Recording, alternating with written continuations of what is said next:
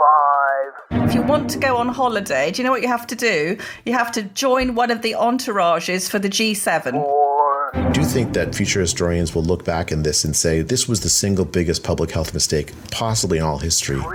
What are we if we don't give people in this country a second chance? 2. If your co-pilot ends up burning her mask somewhere, I know you're going to come and bail me out, aren't you? 1. We have liftoff. Welcome once again to Planet Normal, the Telegraph podcast with Allison Pearson. Hello. And me, Liam Halligan. Will the 21st of June finally see the end of COVID restrictions? Or are we in for weeks or even months more lockdown? 1 minute Boris Johnson says there's nothing in the data to suggest the great unlocking should be delayed. The next, Health Secretary Matt Hancock, Allison Pearson's heartthrob, says he's absolutely open to delaying Freedom Day. So what if almost all over 50s and other vulnerable groups across Britain have now been double jabbed? Our paranoid politicians are like lockdown addicts. As G7 leaders fly in for this weekend's Cornwall summit, our buckets and spades remain locked in the loft, the prospect of foreign holidays disappearing for a second summer running. The question now, can Allison Pearson end lockdown? For though she may be little, she is fierce. Make some phone calls, co-pilot. Write that column forcing our masters to see sense. For the 21st of June must surely mark our Midsummer Night's dream of post-COVID freedom.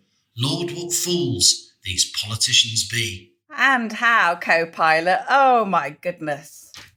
What a week. So at least we've got one thing clear. If you want to go on holiday, do you know what you have to do? You have to join one of the entourages for the G7 because you get 1,000 foreign press, all the White House staff flying into Cornwall to enjoy a trip which all the peasantry in the United Kingdom can't because we're all still locked up. So if you enjoy immunity or diplomatic immunity, co-pilot, you're better off. Yes, what a week of lockdown madness we've had, starting with Portugal, which you'll have noticed was suddenly peremptorily taken off the green list, much to the horror of a few 100,000 Brits who were holidaying there on the assumption that it was okay to go.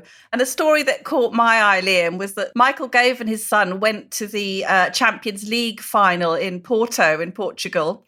And when Mr. Gove got back, he was pinged to say that he'd been in contact with someone with COVID. Now, you know that he's supposed to self-isolate, don't you? But instead, Mr. Gove was allowed to take part in a new pilot scheme, rather like something we should get on the Planet Normal rocket, actually, a pilot scheme. So Michael Gove was allowed to be tested every day. And I don't know what you think, Liam, but I think it's uncanny that the new Michael Gove pilot scheme for Michael Gove should be set up at exactly the moment that he was supposed to be self-isolating. So where are we? Let's have a look. Monday. This coming Monday is going to be absolutely crucial. It's the day that Number 10 and all the advisors look at the data. And as you say, there's some grim forecasts from the scientists. But what are we going to say on Planet Normal, Halligan? I am still betting on a full unlocking on the 21st of June. And that's because nobody could look at the figures honestly and say that things weren't absolutely fine to go back to normal. And that's because the latest ONS figures, that's the Office for National Statistics figures, in England, an estimated 8 in 10 adults, or 80.3% of the adult population, will have tested positive for antibodies against coronavirus. And I'm asking you now, co-pilot, if we can't unlock with weapons-grade immunity like that, when can we? The 14th of June, next Monday, is the earliest day by which the government will make a decision about Freedom Day on June the 21st, isn't it? And we've seen a seesawing over the last week before this recording. As we said at the intro, 1 minute Boris Johnson saying it all looks good. The next minute Matt Hancock saying completely the opposite.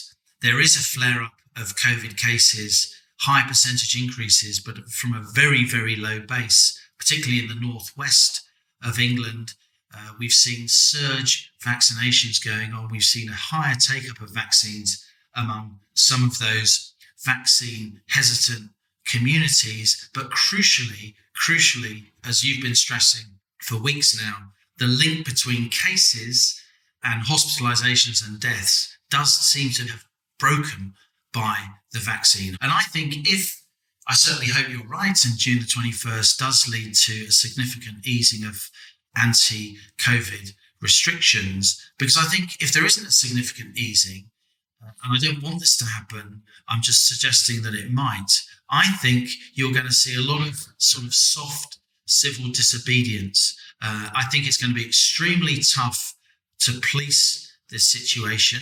Police on the ground want to implement common sense, and yet they have to do or be seen to do what's the law of the land. It's all very well people gently breaking you get people breaking the rules openly in the likes of Trafalgar Square and town centres across the country. It will be very hard for the police not to break up those crowds. And when the police try to break up those crowds, there will be some very, very difficult situations to manage. And that's my concern, that having been told for so long that we're going to ease the restrictions finally, having outperformed the government's roadmap on almost every criteria, be it the efficacy of the vaccine, the take-up of the vaccine, the lowering of cases, the lowering of deaths, right across the board, albeit with a few regional flare-ups. If there is not a declaration of Freedom Day, then I think an awful lot of the British public is going to find it very, very difficult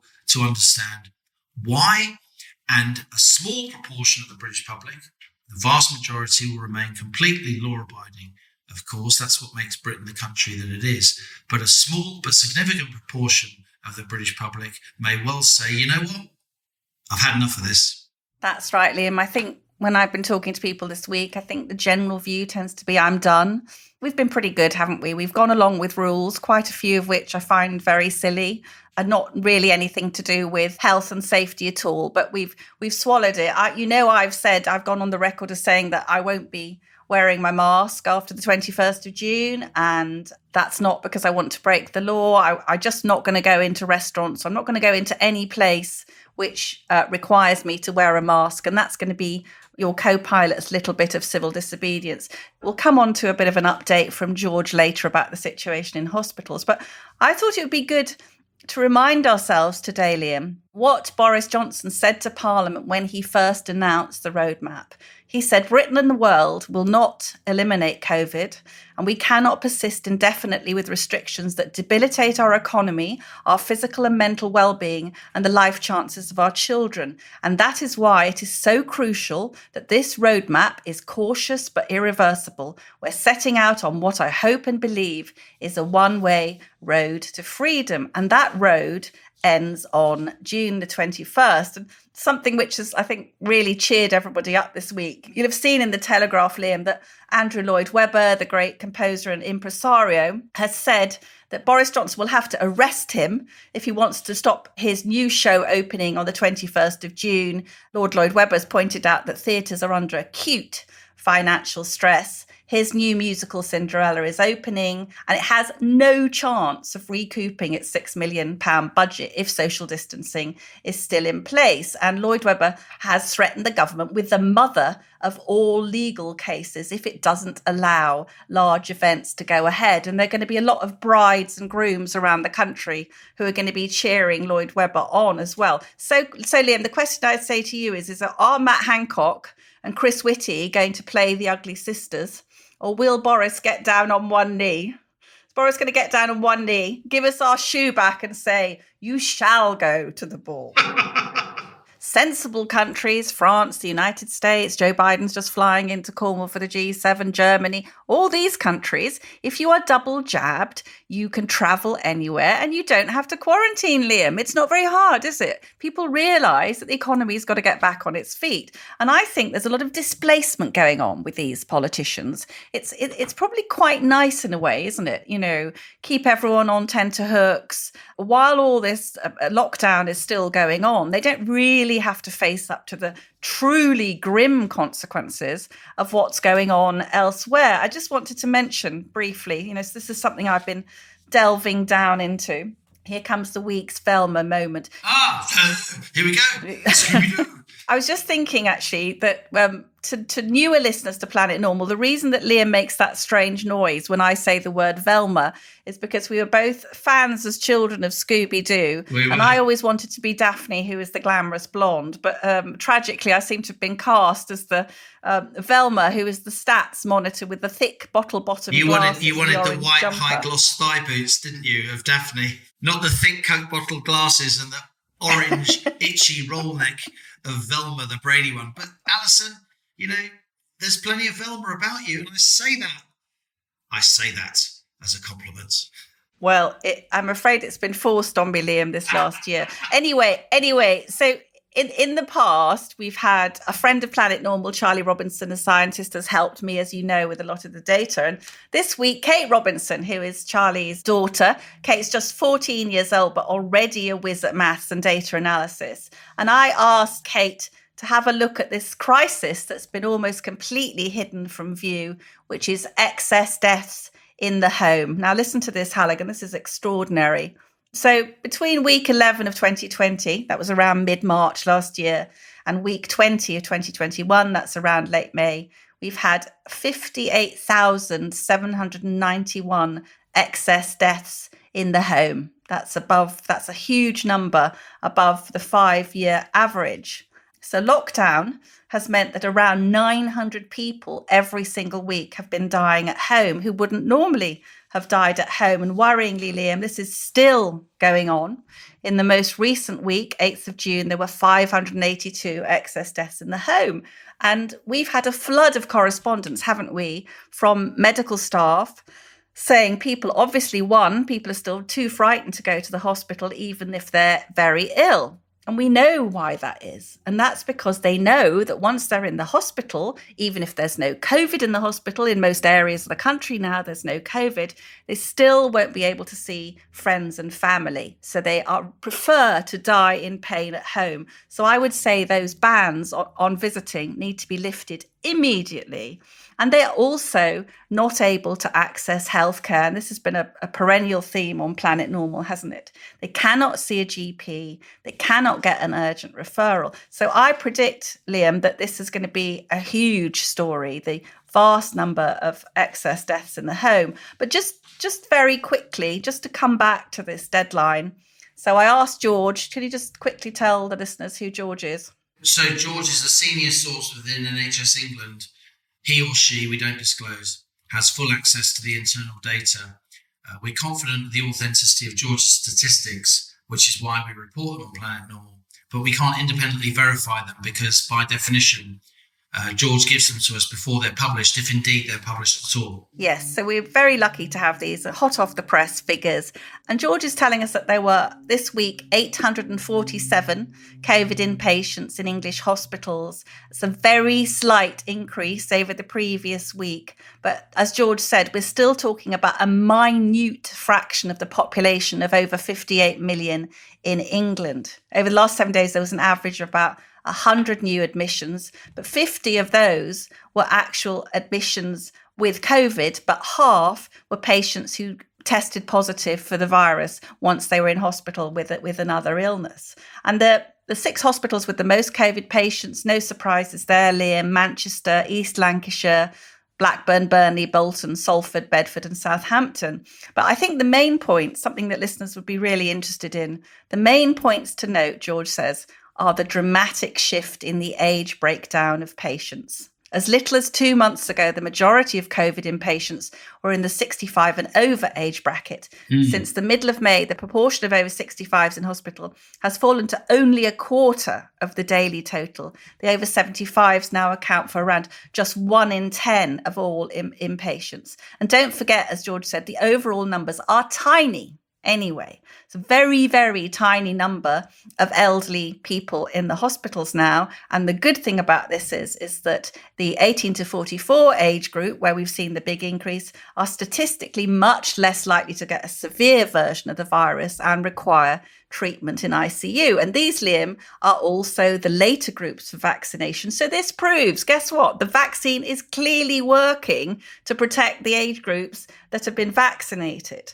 And George, just to conclude, says that the in-hospital deaths are really dwindling Only 31 reported so far since the beginning of the June in the whole of England, and not a single one in the southeast or the southwest. It really is remarkable, says George, how every hospital went from multiple daily deaths in the first few weeks of the year to maybe 1 or 2 a week in the most recent weeks. And finally, George is always good at concluding, the crazy point about all of this is that if we delay reopening for, say, 2 more weeks to protect the NHS generally from essentially a non-COVID crisis, then when does it ever end? Every winter, there will be calls for lockdowns or circuit breakers. If the Prime Minister caves into these demands now, it will literally open the floodgates to this being standard practice at any time there's a rush on in A&E. So that's a sobering thought, co-pilot. It certainly is. I think that age profile of the people who are being hospitalised is just not breaking through into the public consciousness. The fact that they are now, the vast majority of them, outside of those older and more vulnerable groups. And that's why the vaccine is breaking the link between cases of COVID and deaths. And that's what I want the politicians to focus on, because I think if they did focus on it, Allison, they'd be much more minded to go ahead with Freedom Day on June the 21st. After everything we've been through, now facing a second summer in succession where the ability to rest and have holidays has been made far more difficult, I do think we will unfortunately get into a situation after the 21st of June, unless there's a proper release of lockdown, where the police have a very, very tough time keeping order and maintaining the notion that the vast majority of the population are adhering to the law. Because once adherence to the law goes, then we're in a much, much more difficult situation. And if your co-pilot ends up burning her mask somewhere, I know you're going to come and bail me out, aren't you? I think you speak for a lot of people, Alison. I think, you won't break the law, but what you will do is not take your business to shops that require you to wear a mask. You won't use public transport if that means you have to wear a mask. And I think, certainly judging by the Planet Normal inbox, an awful lot of people agree with you. Well, elsewhere on planet Earth, there were other kinds of madness as well. Did you see the Ollie Robinson story, Liam, with this amazingly promising young cricketer playing his first test match against New Zealand, when suddenly some historic tweets he'd made were unearthed by a helpful third party, and immediately Ollie Robinson was suspended by the ECB, that's the England and Wales Cricket Board. Oliver Dowden, the Culture Secretary, mercifully actually stepped in and said that the action had been over the top and the ECB should think again, saying that the tweets that Ollie Robinson had made when, he was a teenager, Liam. When you're 18, being a bit of a prat is the job description, isn't it? Let's face it, if we were all held to things we'd said when we were 18, we'd be in big trouble. But what really alarms me about this, I think, is that this was probably the best day of Ollie Robinson's life, stepping out to represent his country, been trawling through his social media accounts to try and dig up any stupid, tasteless remark to bring him down.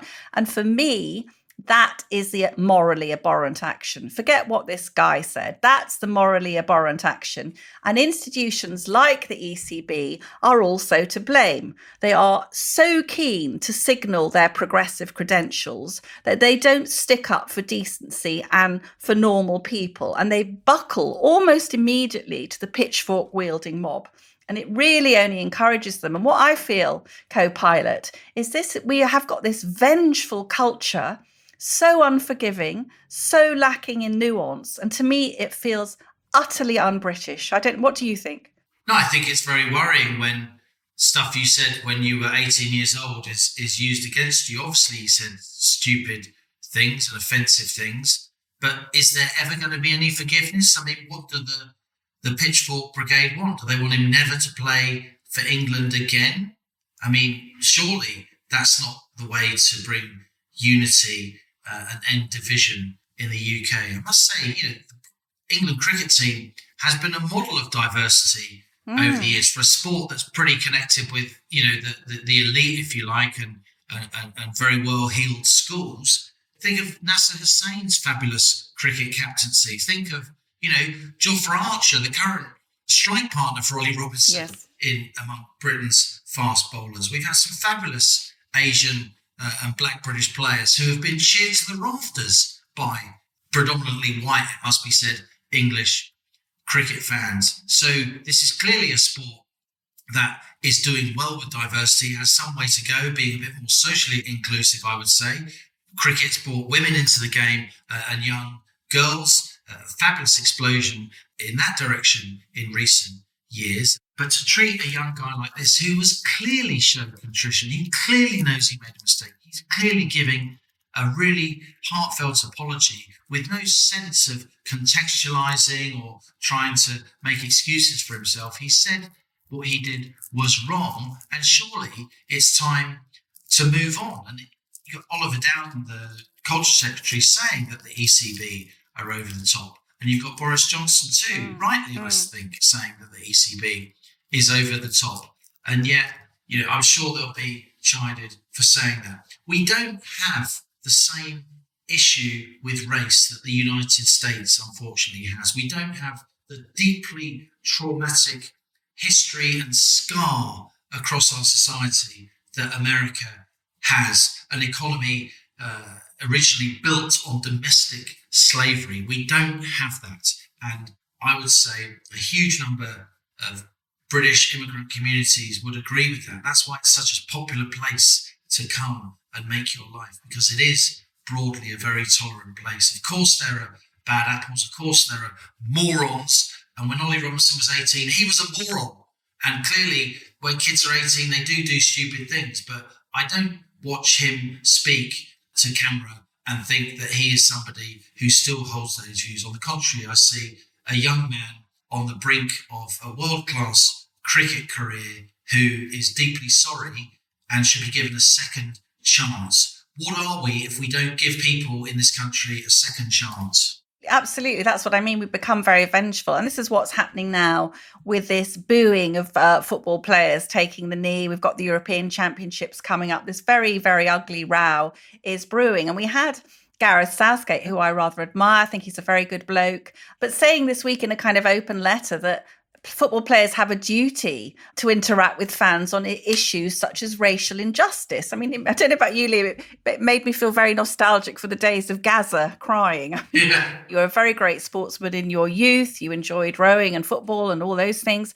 Why are we looking to these people? I don't look to Premier League footballers to be moral exemplars. I mean, they can thrill us with their talent and so on. But there is something absolutely extraordinary. I mean, this whole taking the knee lark now. And I think one of the reasons that the fans are booing them, it's not because they're racist and they don't want people to stand up against racism. I think, as you said, that they think this is a kind of imported custom, imported from America, co-opted by the hard left with demands which are, absolutely extraordinary, very extreme, anti-capitalist, defund the police, against the nuclear family, all these things, which many Black people also find incredibly unhelpful and depressing. And I don't think that fans who pay a lot of their hard-earned wages for football tickets want to be lectured by multimillionaires. I mean, the idea of Premier League footballers being allied with Black Lives Matter, which is anti-capitalist, is hilarious. I mean, there isn't really, as you're driving your Maserati or your McLaren, you're not really sitting there thinking, let's defund capitalism, are you?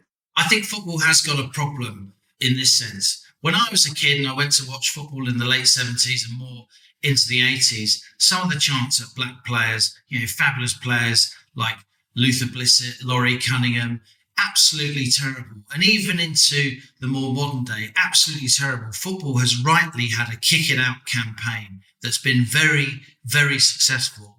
Football has changed. There's now much more inclusivity. And of course, Black players, I wouldn't say they dominate the national game, but they are massively important in our national game and in our national team. And I doubt there are many England fans who don't cheer Raheem Sterling to the same extent that they cheer Harry Kane when they score a goal. And let's hope that we see plenty of that in the upcoming European Championships. I think what really irks football fans who've been going to the same ground all their lives and even for generations is that politics and a very kind of touchy-feely, middle-class, metropolitan, virtue-signalling politics is being brought into our national game.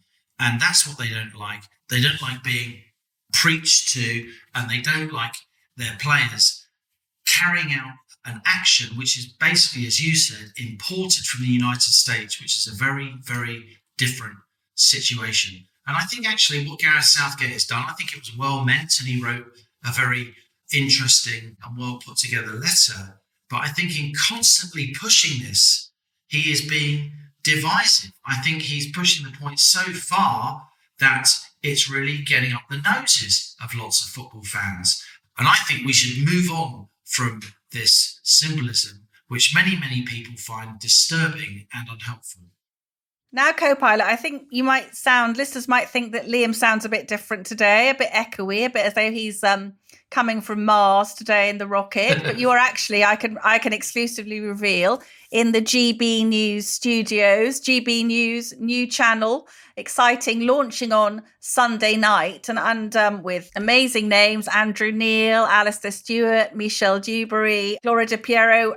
We're looking forward to it. I know lots of us have been chucking bricks at the news these last months. We'll be really, really looking forward to it. Now, I can exclusively reveal that co-pilot Halligan's role in this amazing new broadcasting venture is making the tea. He jumped in before me, the trolley. Now, I can say to Andrew Neil, he'll make you a lovely bacon butty, and he's no trouble. And if he occasionally tries to get on the air, just tell him to back off. Tell us quickly, what does it feel like? Is it all kind of exciting, new production? What's it like? Is it chaos? Well, I guess I'm in pre-launch purdah, but I can say that there are many of us here in these newly built studios, yet to be completed studios, that will be there in time, working very, very hard. We're rehearsing in real time, if you like. So we're broadcasting, if only to tape, from 6 a.m. in the morning to 12 midnight every day. And we've been doing that for the last few weeks. I'm co-hosting a show with Gloria Di Piero, who's a former Labour MP, who I know that you admire, Allison. She's a working class lass from Bradford who came up into politics the hard way. She's a fabulous broadcaster. She was on GMTV as their political editor for many years. That's when I first met her. And we don't always agree on things, and quite often we disagree, but we always do so in a gracious way. And I think that's what Britain needs more of. We need to learn the art, or relearn the art, of disagreeing in good faith, because I think in recent years it's become very, very difficult to have honest disagreements when certain people keep assuming bad faith and view people who don't agree with them as immoral and uneducated or xenophobic. We saw a lot of that during the Brexit debate, didn't we? And I think I admire Gloria because she's somebody who did vote Remain, but she saw that her constituency at the time, Ashfield in Nottingham, voted for Leave. And then she fought hard, and it hurt her a lot, to make sure that her own Labour Party honoured the referendum result. And she didn't always win those battles, but it was a real political blooding for her. And I think during that period, she won a lot of admirers, along with Caroline Flint, her close friend and then colleague on the Labour backbenches. So I'm looking forward to GB News. I think it is going to bring a breath of fresh air to British television broadcasting. And it'll be good to see you on the air at some point, co-pilot. I know Planet Normal listeners would be a bit worried, co-pilot, that we're going to be losing you into the exotic broadcasting fame, but we're going to still be flying the shonky old rocket, aren't we? Of course, we'll be firing up the Planet Normal rocket every week. How could we possibly miss it, giving the huge family of listeners, the army of Planet Normal stormtroopers aboard the Planet Normal rocket, bound for the realms of common sense.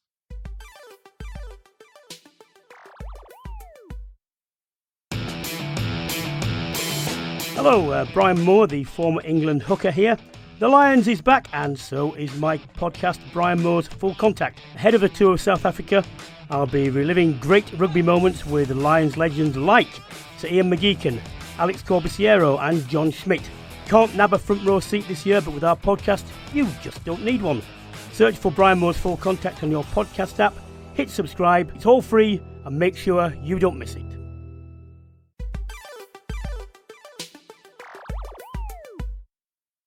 Last week, Planet Normal once again generated front page news following our latest interview with intelligence supremo Sir Richard Dearlove. You were absolutely fascinated by that interview.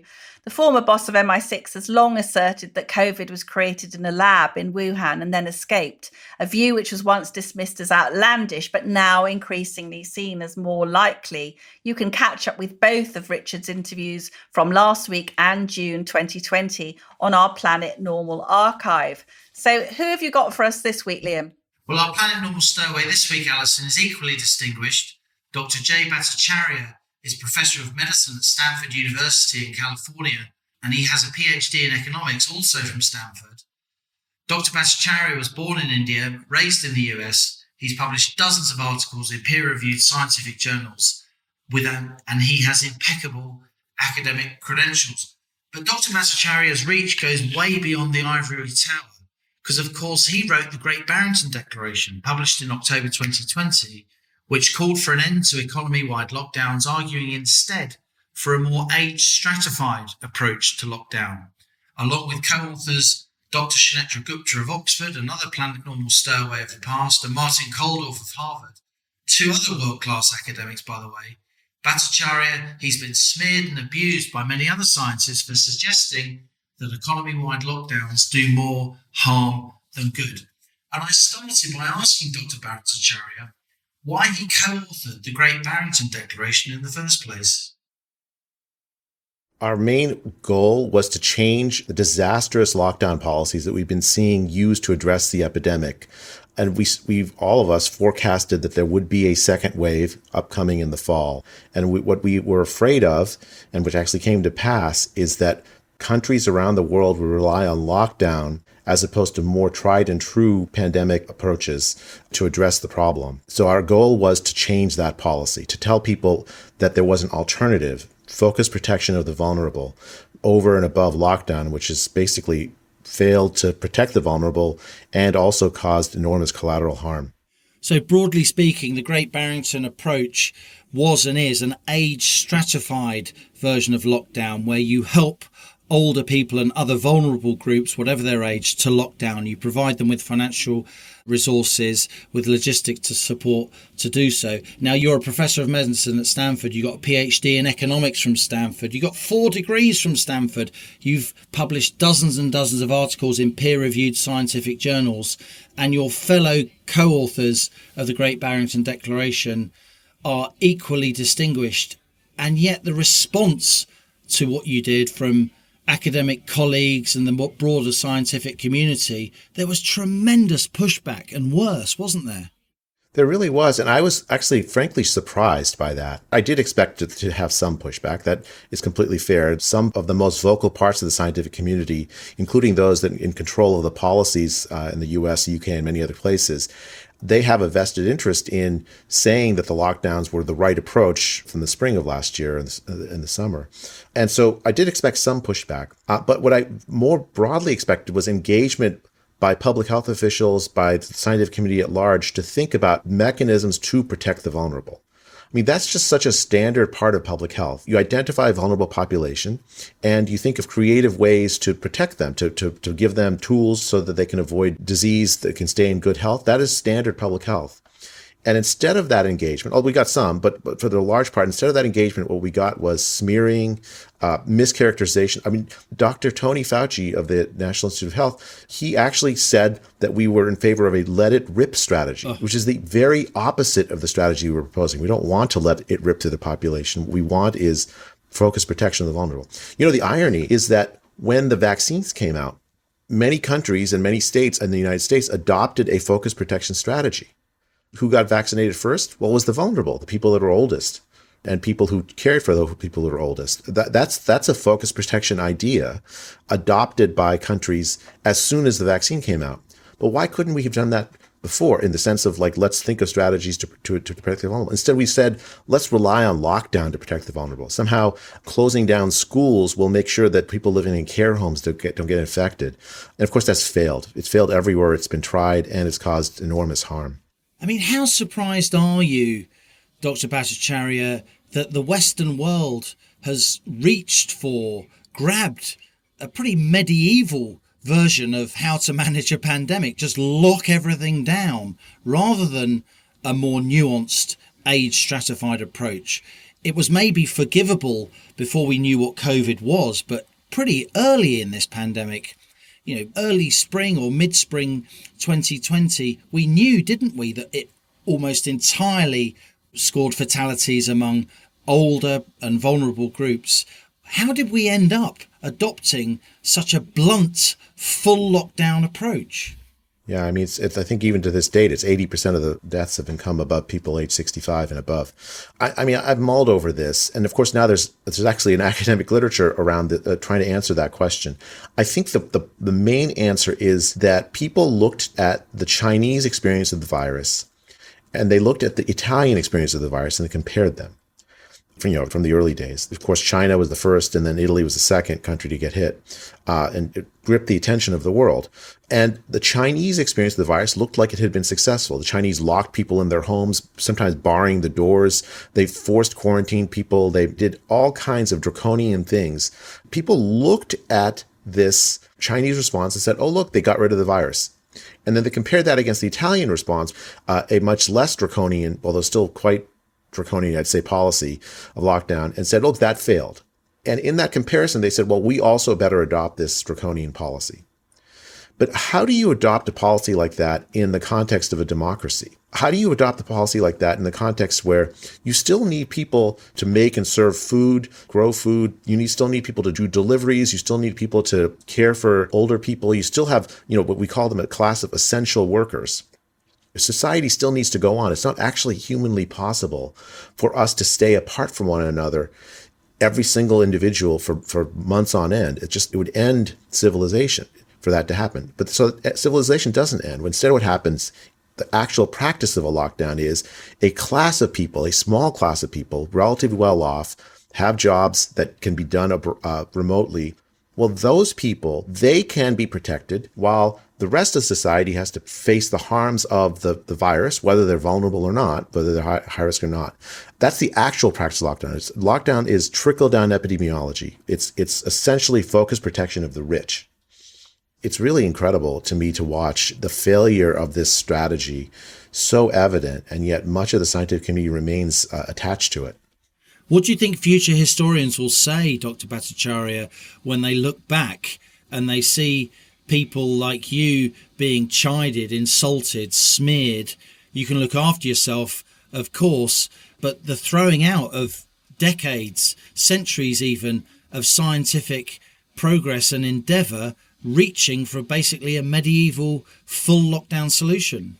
Yeah, I doubt future historians will have much to say about me in particular, but I do think that future historians will look back in this and say this was the single biggest public health mistake possibly in all history in terms of the scope of the harm that it's caused. Every single poor person on the face of the earth has faced some harm, sometimes catastrophic harm, from this lockdown policy. The UN in April of last year estimated that 130 million people around the world would face starvation as a consequence of the lockdowns. Hundreds of thousands of people would die from tuberculosis because they didn't receive basic treatments that would have saved their lives. That's in developing world. The UN in March of this year estimated in South Asia alone, 228,000 children have died from starvation and missed medical care because of the lockdowns there. In developed countries, we have similar problems, although maybe not quite the same scale. Right. So women this year will come in with late stage breast cancer that should have been diagnosed last year, and they'll die from breast cancer that they should have survived. Men and women together will die from colon cancer that should have been picked up last year. Diabetics will have kidneys fail that should have been addressed during previous years. We were going to have an enormous after effect of these lockdowns. It's not simply one. And it's very, very simple. You can't think about public health as if it were just one thing. Health is a multifaceted thing, and public health should focus on all the facets of health. Humans need more than just infection control. Allison and I, in our small way and modest way on Planet Normal, we've tried hard over the last year to talk about the costs of lockdown, the collateral damage, if you like.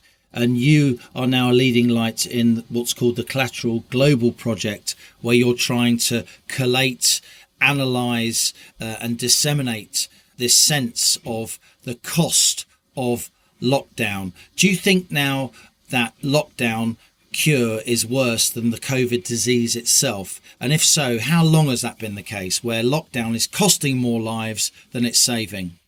Almost from the very beginning, lockdown was going to have enormous collateral consequences, things that sometimes are hard to see, but are nevertheless real.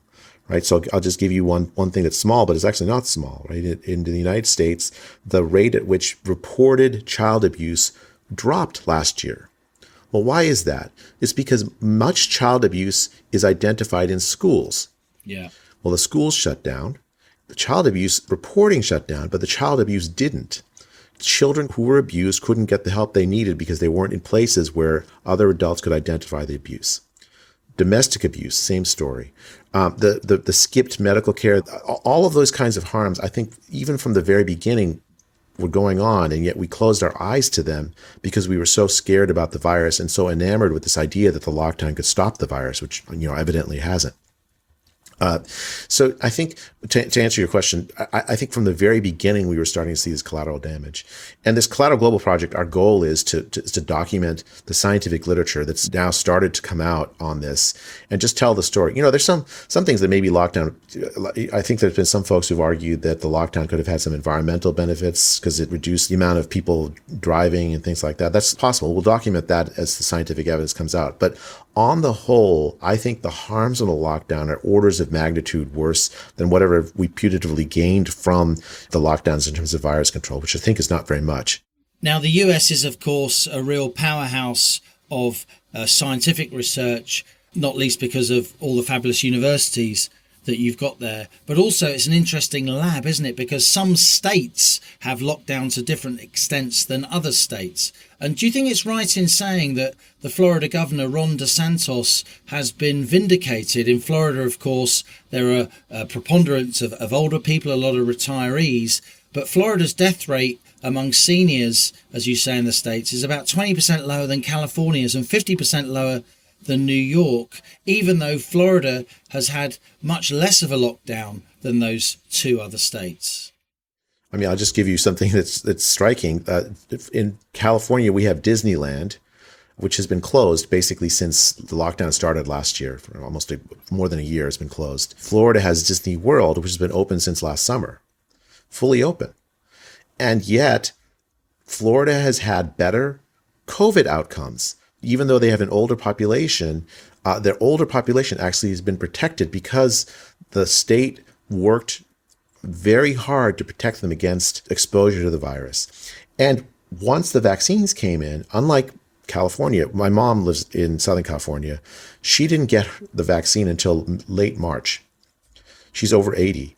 In Florida, every single nursing home resident had been offered the vaccine by the end of January, a full 2 months before California could make that same claim. The focus in Florida on protecting the vulnerable is why they've had better outcomes.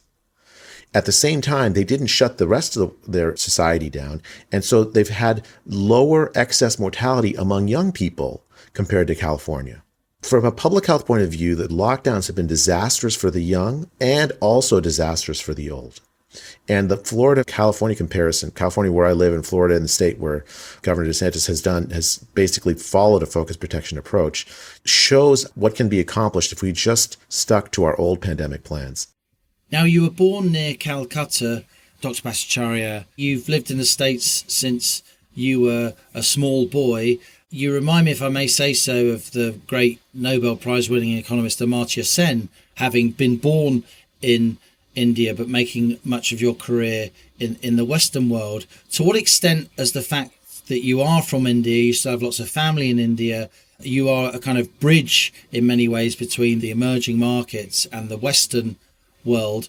To what extent has that shaped your approach to economics and your approach to this pandemic?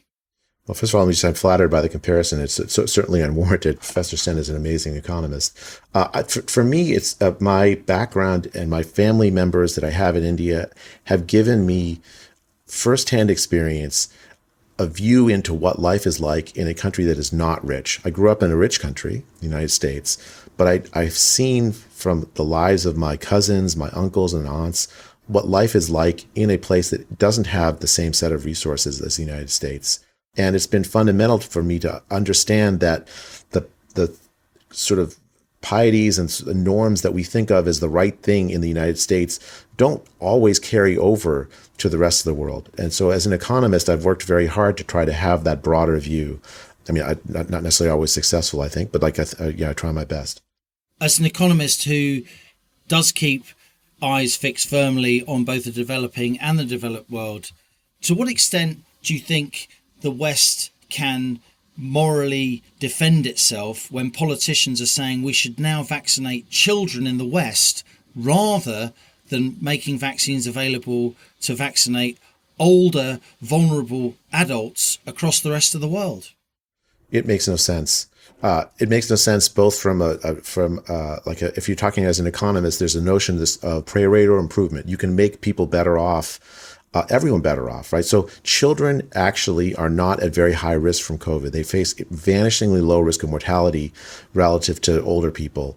And there's some harm from the vaccine, again, very, very small harm, but still. So what you have is essentially the vaccine doesn't particularly benefit children directly. At the same time, it would enormously benefit older populations throughout the world to have this vaccine. It's been a life-saving thing in the United States and the UK. There's no good moral reason why these vaccines shouldn't be made available to older people everywhere, no matter where you live. We would save so many lives by that. You need to vaccinate nearly 1,000 young people, young children, to get in expectation the same number of lives saved as vaccinating a single 80-year-old or a single 70-year-old. From both an economic efficiency point of view and from a moral point of view, it is absolutely essential that we take the vaccine doses we have and make them available to people older people around the world. You know, it's one of these things where, as an American economist, I can see where people are saying, okay, well, we have these excess doses. Let's push very hard to make sure that people who have very marginal benefit from it get it, because they're only looking at the United States, or maybe you're only looking at the UK. But I think a broader view here is quite helpful. There are people suffering around the world from this disease. I personally have had I had a 73-year-old uncle in India die from COVID and a 72-year-old cousin.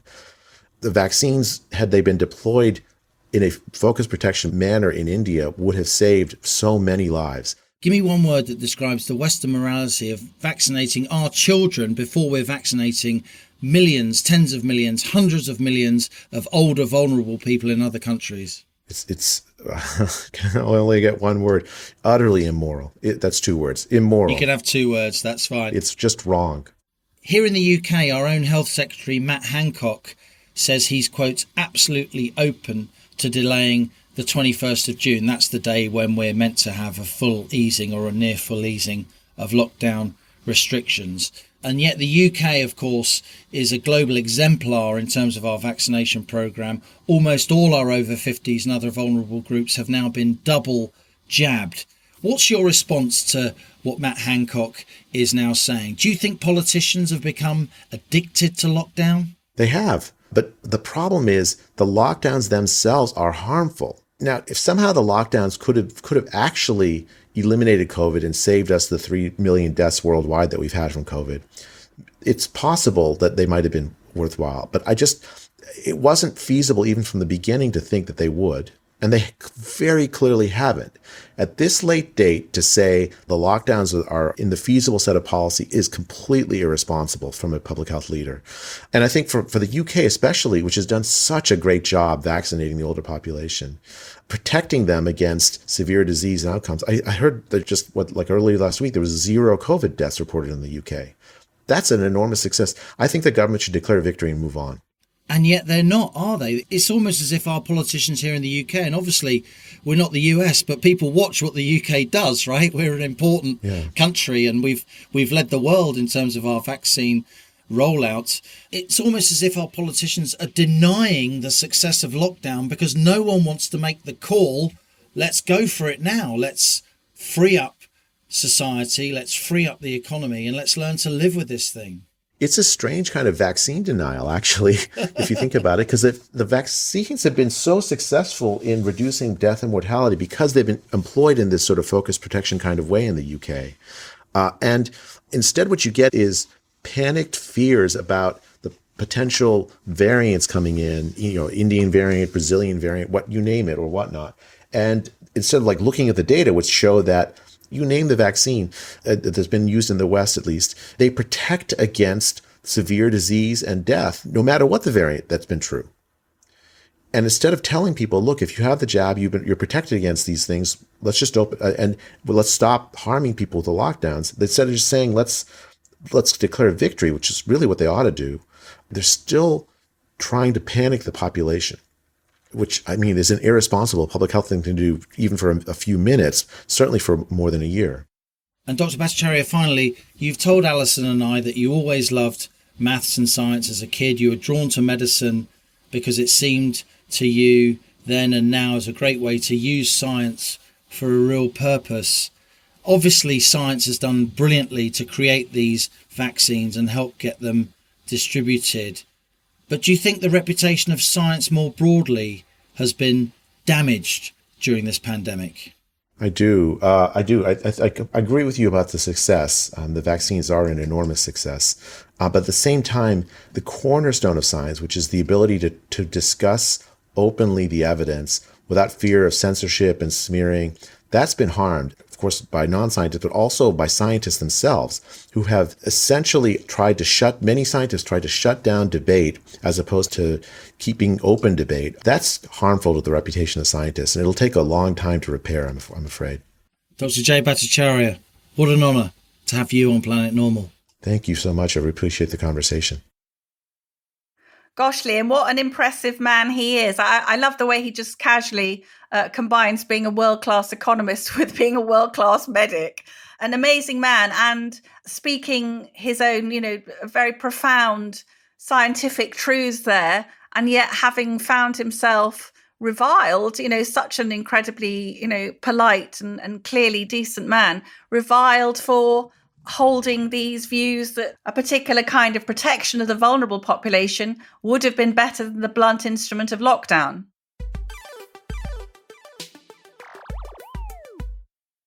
Now on to our listener emails, a selection of the wonderful, insightful, often very funny, sometimes heartbreaking messages you send each week to Liam and me at planetnormal@telegraph.co.uk. Please keep them coming.